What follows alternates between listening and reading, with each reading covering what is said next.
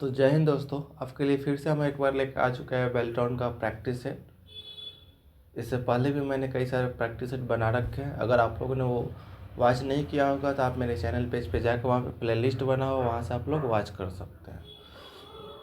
तो आज का मेरा प्रैक्टिस सेट है, कंप्यूटर का प्रैक्टिस सेट है। इसमें 60 क्वेश्चन होंगे और कंप्यूटर से रिलेटेड 60 क्वेश्चन होंगे, जो कि हमारे बेल्ट्रॉन के एग्ज़ाम में 60 क्वेश्चन आता है कंप्यूटर का।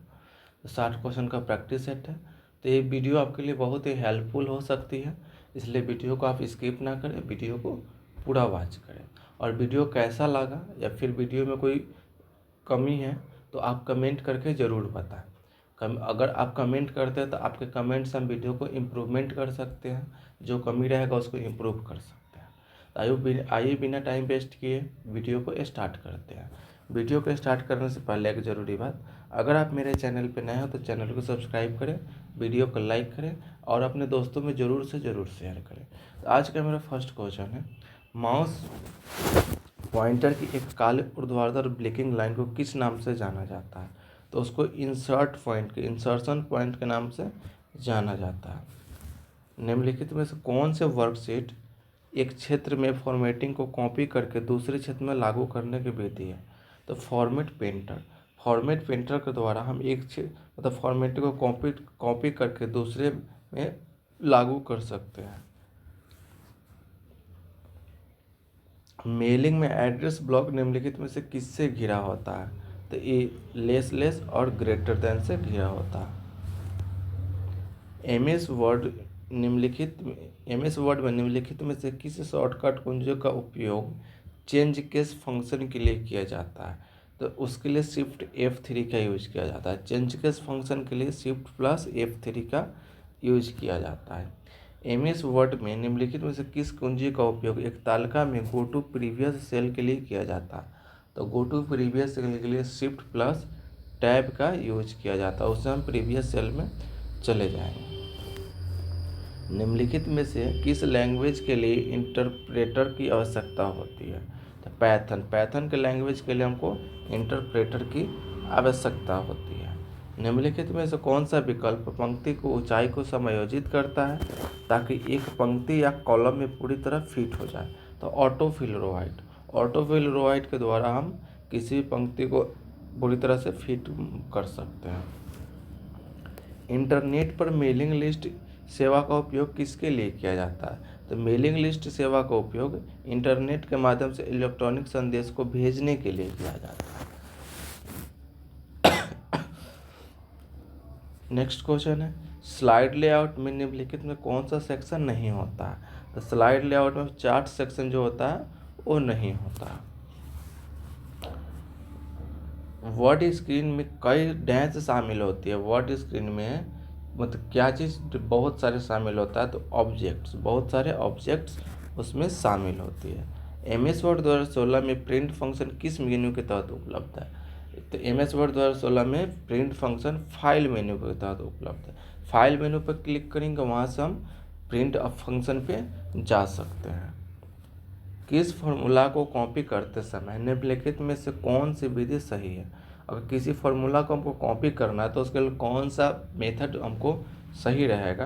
तो सबसे पहले माउस को ड्रैग करके फॉर्मूला पर ले जाएंगे और वहाँ से उसको कॉपी कर सकते हैं। यदि आप एक ही बार में दर्जनों या सैकड़ों कॉलम और पंक्तियों को ऑटो फिट करना चाहते हैं तो आप क्या करेंगे? अगर एक बार में हमको सैकड़ों या हजारों कॉलम को या पंक्ति को हमको ऑटो फिट करना है तो उसके लिए हम सबसे पहले अपनी संपूर्ण स्प्रेडशीट को चयन कर लेंगे। मतलब जितने भी कॉलम या पंक्ति होगा उसको सेलेक्ट करेंगे। उसको सेलेक्ट करने के लिए Ctrl+A का यूज करेंगे। Ctrl+A का यूज करके हम उसको सेलेक्ट कर सकते हैं। और उसके बाद फिर स्प्रेडशीट में पंक्ति या कॉलम को ऑटो फिट करने के लिए किसी भी पंक्ति या सीमा पर डबल क्लिक कर देंगे। सबसे पहले सबको सेलेक्ट कर लेंगे Ctrl+A का यूज़ करके, और उसका जितना हमको ऑटो फिट करना है तो किसी भी एक पंक्ति या एक कॉलम पर हम डबल टैप करेंगे। किसी वर्कशीट में पहले कॉलम की 5वें कॉलम के साथ तुलना करते समय सुविधा के लिए दूसरे से लेकर 4th कॉलम तक को छिपाने की आवश्यकता होती है। तुलना हो जाने के बाद हम इसे फिर अनहाइड करने की आवश्यकता होती है। तो अनहाइड करने के लिए किस टूल का उपयोग किया जाता है?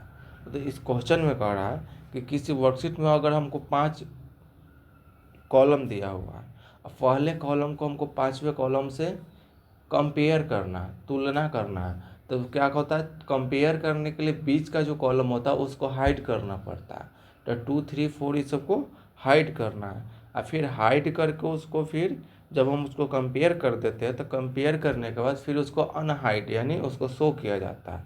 तो उसके लिए हम किस टूल का यूज करेंगे, वही हमसे पूछ रहा है। तो सबसे पहले हम होम पे जाएंगे, वहाँ से फॉर्मेट पे जाएंगे, वहाँ से विजिबिलिटी पे जाएंगे, और फिर विजिबिलिटी पे जाने के बाद हाइड एंड अनहाइड फंक्शन का ऑप्शन रहता है।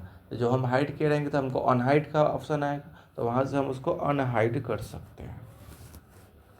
नेक्स्ट क्वेश्चन है, निम्नलिखित में कौन सा सीपीयू की अभिगम्यता गति को बढ़ाता है? तो सीपीयू की अभिगम्यता गति को कैश मेमोरी जो है बढ़ाता है। किसी वर्ड दस्तावेज में के अंत में 131 रेखा को किस नाम से जाना जाता है? तो उसको डॉक्यूमेंट के समाप्ति चिन्ह के नाम से जाना जाता है। निम्नलिखित में से कौन सी शॉर्टकट कुंजी का उपयोग सेव एज फंक्शन के लिए किया जाता है? तो F12 का उपयोग सेव एज फंक्शन के लिए किया जाता है। निम्नलिखित में कौन सा एक डेटाबेस है जिससे वह डेटा होता है जिसमें मेल मर्ज आउटपुट डॉक्यूमेंट को मर्ज किया जाना है? तो रिसिपिएंट लिस्ट में सब सारे डेटा होता है जो हमको मेल मर्ज करना है। COBOL कोबोल लैंग्वेज किस वर्ष डिजाइन किया गया था? तो 1959 में कोबोल लैंग्वेज को 1959 में डिजाइन किया गया था, बनाया गया था। सेल्स को लॉक करने या फार्मूला को हाइड करने का प्रभाव तब तक नहीं पड़ता जब तक कि आप वर्कशीट को प्रोटेक्ट ना करें। अगर आप किसी भी फार्मूला को या सेल्स को लॉक करना चाहते हैं तो उसके लिए पहले वर्कशीट को प्रोटेक्ट करना होगा, उसमें पासवर्ड लगाना होगा, उसको लॉक करना होगा। निम्नलिखित में से किस शॉर्टकट कुंजी का यूज रीडू फंक्शन के लिए किया जाता है? तो रीडू फंक्शन के लिए Ctrl+Y का यूज करते हैं, और अंडू के लिए Ctrl+Z का यूज करते हैं। डॉट मैट्रिक्स और बैंड प्रिंटर्स किस प्रकार के प्रिंटर है? Impact printer. किस प्रकार का प्रिंटर है? Impact printer. निम्नलिखित में से कौन सा सिस्टम सेटिंग के लिए उपयोग किया जाता है? तो कंट्रोल पैनल का उपयोग सिस्टम सेटिंग के लिए किया जाता है। निम्नलिखित में से किसे कॉलम चार्ट के रूप में भी जाना जाता है? बार चार्ट को कॉलम चार्ट के रूप में भी जाना जाता है। निम्नलिखित में से कौन सी स्प्रेडशीट की विशेषता है? तो ऑटोसम जो है स्प्रेडशीट की विशेषता है। निम्नलिखित में से किस शॉर्टकट कुंजी का उपयोग फॉन्ट डायलॉग बॉक्स के लिए किया जाता है? तो फॉन्ट डायलॉग बॉक्स के लिए Ctrl+Shift+P का यूज किया जाता है। एक एक्सेल स्प्रेडशीट के में फार्मूला में आर्गुमेंट्स को अलग अलग करने के लिए निम्नलिखित में से किसका उपयोग किया जाता है? तो उसके लिए कॉमा का यूज किया जाता है। लेजर प्रिंटर में छवि को किसके द्वारा कागज पर अंतरित किया जाता है? तो छवि को कागज पर अंतरित करने के लिए ड्रम का यूज करते हैं। क्या चीज़ का? ड्रम का यूज करते हैं।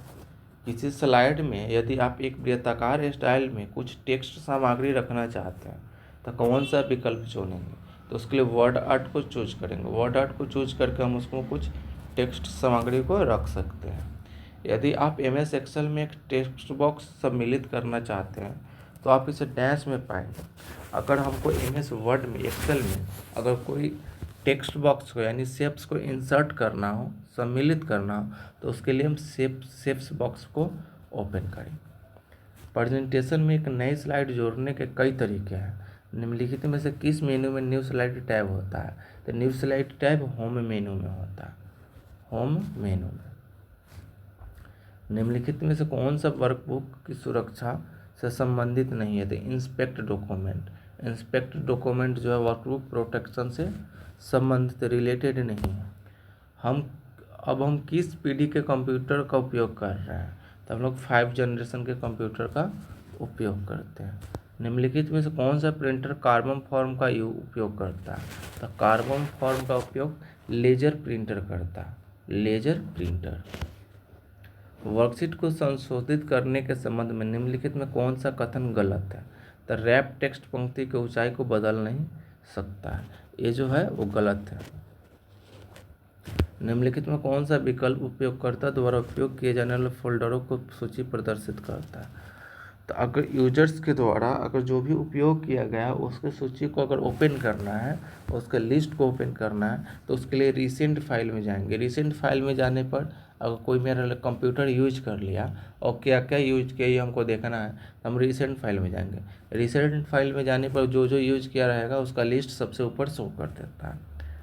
निम्नलिखित में से कौन सा विकल्प मेन मेमोरी की क्षमता को बढ़ाता है? तो रोम जो है मेन मेमोरी की क्षमता को बढ़ाता है। प्रोटेक्ट की हुई वर्कशीट के संबंध में निम्नलिखित में कौन सा कथन सत्य है? तो आप कार्य पुस्तिका की रचना को प्रोटेक्ट कर सकते हैं। ये कथन जो है मेरा राइट है। निम्नलिखित में से किसके द्वारा एक पंक्ति को चयनित सेलों को मर्ज करके एक बड़ी सेल के रूप में परिवर्तित किया जाता है? तो मर्ज एंड सेंटर के द्वारा। मर्ज एंड सेंटर के द्वारा हम किसी भी एक पंक्ति को सेलेक्ट करके उसको एक बड़ी सेल के रूप में परिवर्तित कर सकते हैं। निम्नलिखित में से कौन सा विकल्प पतों के लिए नाम के समाधान के लिए मानक शब्दावली है? इसका उपयोग ज़्यादातर डोमेन नामों और आईपी पतों के बीच में रूपांतरण के लिए किया जाता है। उसके लिए डोमेन नेम सिस्टम का यूज किया जाता है। कंट्रोल प्लस सी का कार्य क्या है? तो कंट्रोल प्लस सी से हम कॉपी करते हैं। क्या करते हैं? कॉपी करते हैं। तो कॉपी कर सकते हैं। निम्नलिखित में से कौन सा विकल्प पंक्ति की ऊंचाई को सामग्री के अनुसार बदल देगा या फिर समायोजित कर देगा? तो रैप टेक्स्ट जो होता है उसको मतलब पंक्ति की ऊंचाई को चेंज कर सकता है, बदल सकता है।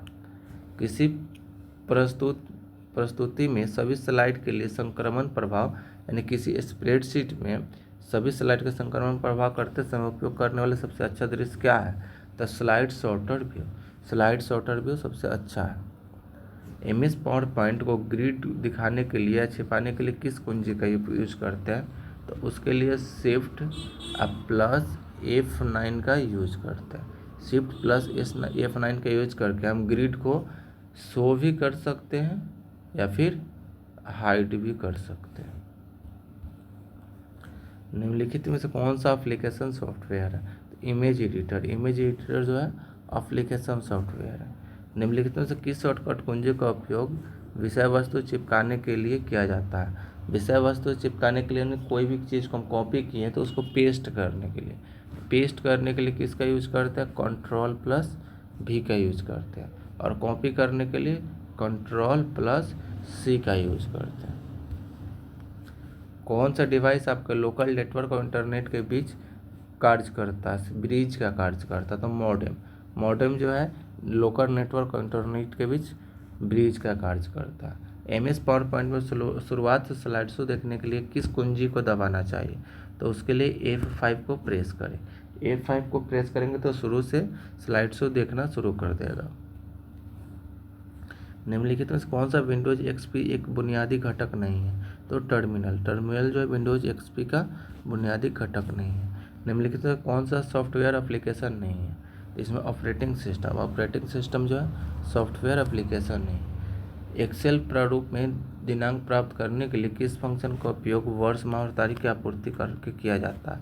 तो डेट फंक्शन का यूज करके हम दिन माह तारीख की आपूर्ति कर सकते हैं।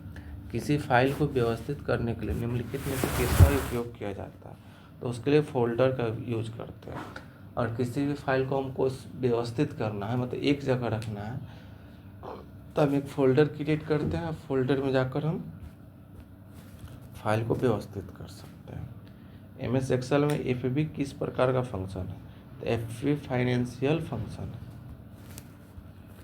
एक परियोजना के लिए यदि आप एक दृश्य हस्ताक्षर जोड़कर वर्कफ्रेम की अखंडता सुनिश्चित करना चाहते हैं तो उपयोग करने में कौन सा विकल्प बेहतर है?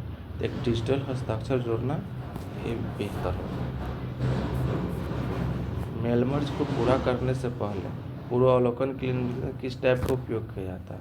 तो उसके लिए प्रीव्यू यूजर लेटर का उपयोग किया जाता है। निम्नलिखित में से किस इंटरनेट को कनेक्शन में स्पीड सर्वाधिक होती है? तो ऑप्टिकल कैरियर का सबसे ज़्यादा स्पीड होता है। माइक्रोसॉफ्ट वर्ड 2016 में किसी दस्तावेज को डॉक्यूमेंट को सुरक्षित करने के लिए किस मेन्यू का उपयोग किया जाता है? तो डॉक्यूमेंट को प्रोटेक्ट करने के लिए रिव्यू मेन्यू का उपयोग किया जाता है। एक्सेल में निम्नलिखित में से कौन सा सेल आइडेंटिफिकेशन सही है, तो इसके लिए A1 से हम आइडेंटिफिकेशन सही है या नहीं उसको चेक कर सकते हैं। आज का सबसे लास्ट क्वेश्चन है, सेल स्टाइल को एक वर्कबुक से दूसरे वर्क में कॉपी करने के लिए मर्ज स्टाइल विकल्प का उपयोग किया जाता है, सेल स्टाइल्स का। तो जो मेनू होता है वो सेल स्टाइल होता है। तो वीडियो कैसा लगा कमेंट ज़रूर करके बताएं। अच्छा लगा हो तो वीडियो को लाइक करें, अपने दोस्तों में शेयर करें और चैनल को सब्सक्राइब ज़रूर करें। Thank you.